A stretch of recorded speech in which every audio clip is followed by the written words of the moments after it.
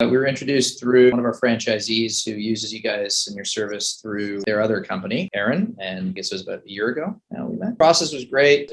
We've done some stuff in the digital media space and advertising and marketing, but always it's important for you guys to understand all the micro details and our goals, our vision, short-term, long-term, what we want to achieve. Diving into deep detail on the front end helps us kind of plan and strategize for both the short-term and long-term goals. So it was good. I don't think that we had specific problems that we were looking to solve in general. As our brand was growing, we wanted to diversify our investments into different streams of marketing and advertising. We were heavy on social media, heavy with key influencers, and didn't really invest our time or resources into paid ads. As the pandemic hit, more of our business went digital. And so we started making the digital investment, ramping up on our mobile application, our online ordering platforms. So it made sense as that became a larger piece of our business, especially in the short term throughout COVID, to create awareness. And so above and beyond the conventional social media campaigns that we were running and key influencer campaigns that we were, key influencers that we were working with, I think it made sense for us to give it a try and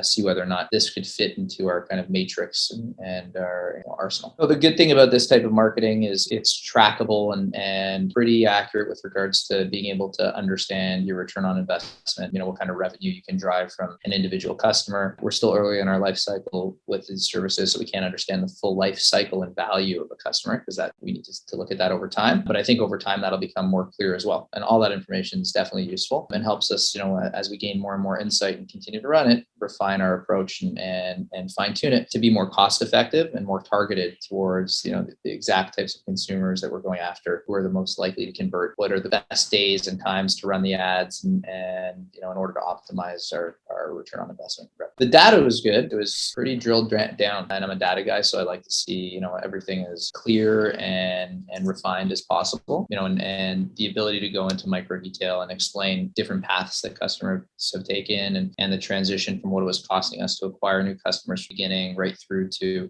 where we landed and where we were at when we ran that exercise was great. Yeah, we were very impressed with it. Obviously, it's very different than some of the other marketing campaigns that we run where you can't track it as well, and a lot of it is guessing. So that's good. I wish that there was the ability to keep those returns, but be able to spend more money on the advertising side. But markets are limited and everything like that, so we can't just throw massive money at it and get the same return right through. If I could change anything about this type of marketing, it would be the ability to kind of drive it forward with the same trajectory and the same return on investment simply by adding more and more dollars to the spend. But that's another good thing, and credit to you guys for being able to sit there and say this is the max that you should be spending. Anything else is it's going to reduce your return on investment. It's just being spent frivolously. Anytime that you could spend X and you're going to drive Y in sales, there's no harm in doing it as long as the economics are there to support it. I think that from a retail standpoint, based on the number of locations and everything we have, definitely makes sense. Again, this isn't something that we as retailers can be entirely reliant on just because of the limited markets within each radius of our store, unlike a business that's focused exclusively on online and digital sales. It's definitely worth it. It makes sense. The numbers are there to support it. And if they weren't, we wouldn't have continued with it. So we use only a few different people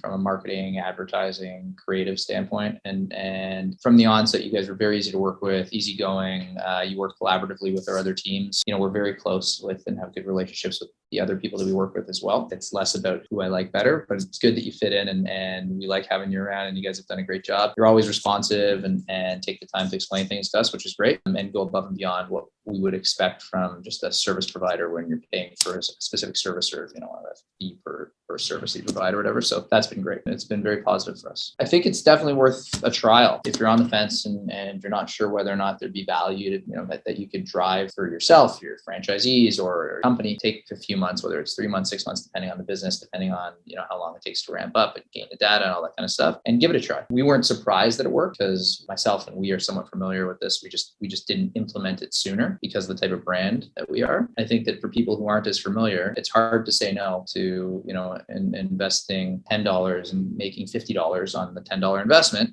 or more or less, whatever it is, based on the business, the industry that you're in, when you can see those conversion rates and you can see that you can track it right through. And so give it a try. And if you're not happy with it, you can always stop it. But I can't imagine a scenario, in which people wouldn't be happy with it if they could track it right through and you guys do your job and optimize, ad spend and buys. So.